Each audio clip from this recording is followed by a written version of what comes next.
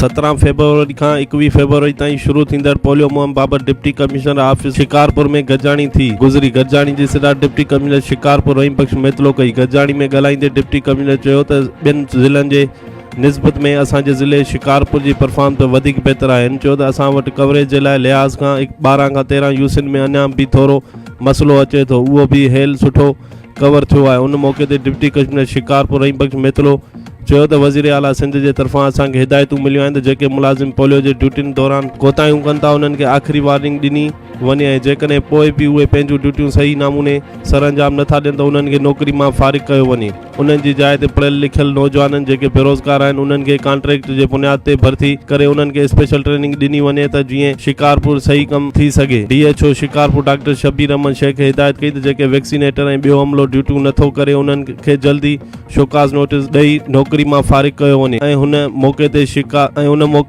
चयो त पोलियो जो जेको मुलाज़िम सुठे नमूने ड्यूटी कंदो त उनखे सुठी कारकर्दगी जो सर्टिफिकेट ॾिनो वञे। गजाणी में चइनी तालुकनि जा assistant commissioner police PPHI local government population API WHO सरसो ऐं ॿियनि ज़िले जे अमलदारनि पिणु शिरकत कई।